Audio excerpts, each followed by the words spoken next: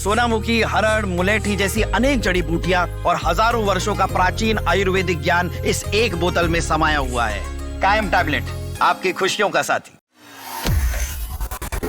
उत्तर प्रदेश में आप अनुमान करिए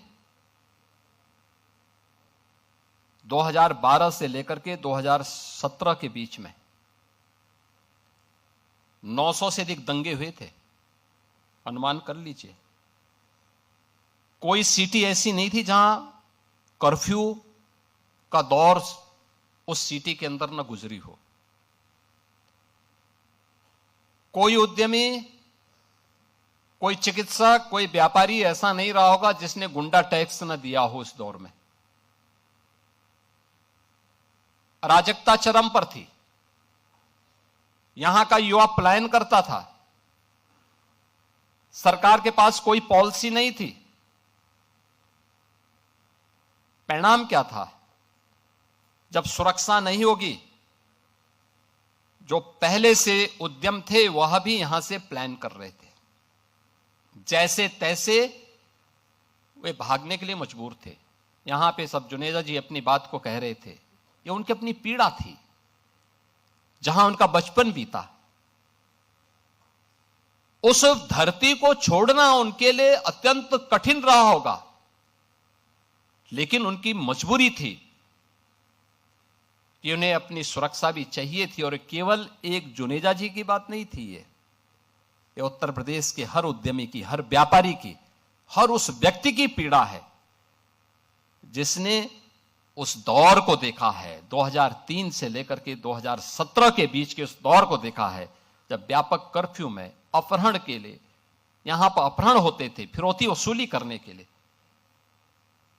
और उन स्थितियों में जब आदरणीय प्रधानमंत्री जी ने और हमारी पार्टी ने दायित्व मुझे उपलब्ध दिया था, तो हमें इस चुनौती का सामना भी करना था और हर एक नागरिक के मन में एक विश्वास भी पैदा करना था।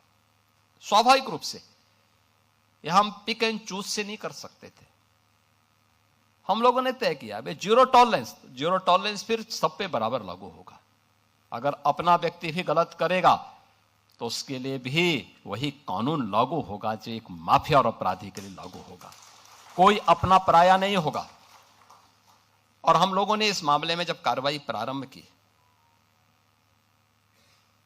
प्रयास तो किया कि कानून के दायरे में रह करके करें, लेकिन बहुत बार होता है, आप भी इस बात को समझते होंगे, भाई अगर सामने वाला व्यक्ति कानून से भयभीत नहीं है तो फिर उसको कानून के दायरे में ला करके कानून की भाषा समझाना तो फिर तात्कालिक परिस्थिति हो जाती है।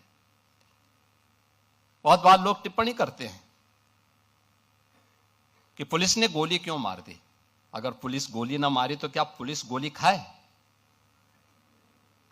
ये दोनों काम एक साथ नहीं चल सकते। अगर उस अपराधी को गोली चलाने की स्वतंत्रता है तो पुलिस के पास भी हमने इसलिए पिस्तौल दी है कि वह भी उसके सामने उसका मुकाबला करे। उसका प्रशिक्षण इसी बात को लेकर के हो रखा है और उसको जिस भाषा में समझे उस भाषा में उसको समझाने का काम करे। और उस भाषा में जब समझाया गया, आपने देखा होगा पिछले 9 वर्ष में बड़े बड़े पर्व और त्योहार हो रहे हैं, सारे सकुशल संपन्न हो रहे हैं। कहीं कोई शांति भंग की बात नहीं करता है, कहीं कोई अराजकता की बात नहीं करता है, कहीं कोई फिरौती की बात नहीं करता है, कहीं कोई दंगा नहीं है, कोई फसाद नहीं है, कोई गुंडा टैक्स नहीं है। आज कहीं भी इस प्रकार की स्थिति नहीं है और उत्तर प्रदेश निवेश के एक बेहतरीन गंतव्य के रूप में अपने आप को स्थापित किया।